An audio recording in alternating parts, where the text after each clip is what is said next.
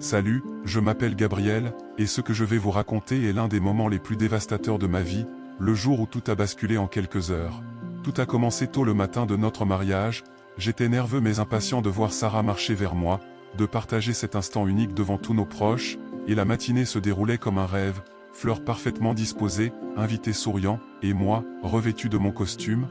essayant de calmer mon stress tout en savourant chaque minute, mais une petite inquiétude est apparue lorsque personne n'avait vu Sarah depuis un moment, et ses bridesmaids répondaient vaguement, détournant le regard, comme si quelque chose n'allait pas, et j'ai senti un poids étrange dans ma poitrine que je n'arrivais pas à ignorer. Alors que l'heure approchait, le lieu était rempli de musique et de rire, les invités attendaient, et moi, à l'hôtel, le cœur battant, j'attendais Sarah, mais elle n'est jamais venue, aucune musique, aucun pas, et un silence pesant s'est installé, tandis que je tentais de l'appeler en tremblant, sans réponse, et chaque seconde qui passait me faisait sentir que quelque chose de terrible était arrivé.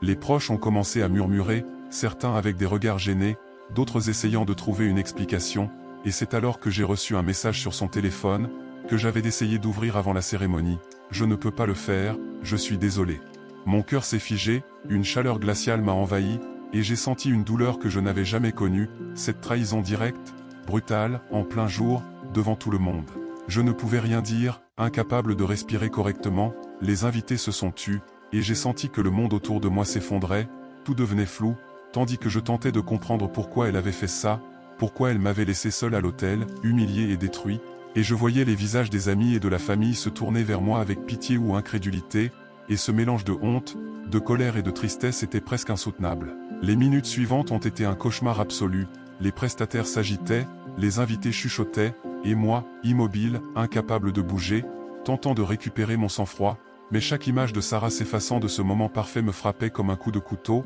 et j'ai commencé à réaliser l'ampleur de ce qu'elle avait fait. Elle m'avait abandonné publiquement, trahi l'amour que nous partagions, et détruit le rêve que nous avions construit. Dans les heures qui ont suivi, j'ai essayé d'appeler ses proches, de comprendre ce qui se passait, mais tout le monde semblait aussi désemparé que moi, et les explications qu'on me donnait ne faisaient qu'ajouter à ma confusion et ma douleur, certaines parlant de peur, d'hésitation, ou de crise soudaine, mais aucune ne pouvait rendre justice à l'intensité de mon désarroi. La cérémonie a été annulée, les invités sont partis, et je me suis retrouvé seul dans ce lieu qui devait être rempli de joie, tandis que je voyais encore les fleurs, les décorations, tout ce que nous avions préparé, comme un rappel cruel de ce que j'avais perdu en quelques heures.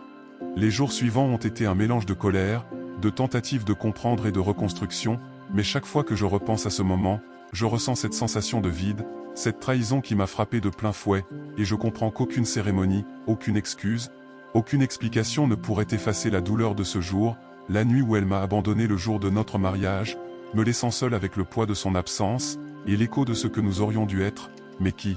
n'existera jamais. Les jours suivants, je n'arrivais pas à me remettre, chaque coin de la maison me rappelait ce qu'elle avait fait, et même en essayant de continuer ma vie, je sentais sa présence invisible, comme si son abandon me suivait partout, chaque objet, chaque photo, chaque souvenir devenait une aiguille dans mon cœur, me rappelant la trahison, et j'ai commencé à recevoir des messages d'amis et de proches, certains compatissants, d'autres me demandant comment je pouvais avoir été laissé ainsi, mais aucun mot ne pouvait alléger le poids que je portais, et je me suis isolé, incapable de parler sans que la colère et la douleur ne prennent le dessus. Puis, un soir, j'ai décidé de reprendre contact avec elle, espérant des explications, une raison pour ce geste, et lorsque nous avons parlé au téléphone, sa voix tremblante et distante m'a glacé. Elle disait qu'elle avait paniqué, qu'elle ne se sentait pas prête, mais plus elle parlait, plus je voyais l'ampleur de son égoïsme, le manque de considération pour tout ce que nous avions construit, et j'ai compris que ce n'était pas un accident, pas un moment de faiblesse, mais une décision délibérée qui avait anéanti des mois, voire des années,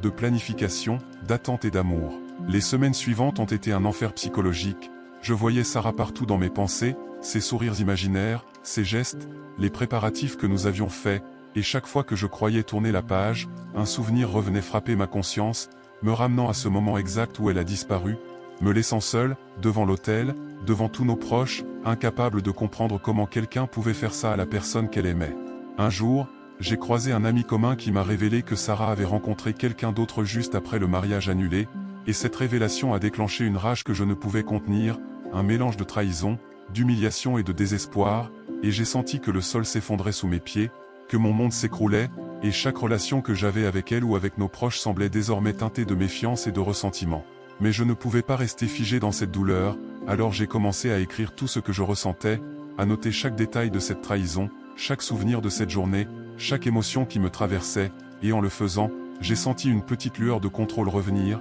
comme si transformer ma souffrance en récit pouvait me donner une arme contre ce chaos émotionnel, et j'ai décidé de reconstruire ma vie, lentement, malgré la présence constante de ce fantôme qui était devenu son abandon. Les mois qui ont suivi ont été un combat pour retrouver ma dignité, pour comprendre que son geste ne définissait pas ma valeur, et malgré les occasions manquées, malgré la douleur persistante, j'ai commencé à réapprendre à sourire, à parler, à vivre sans qu'elle ne dicte chaque émotion.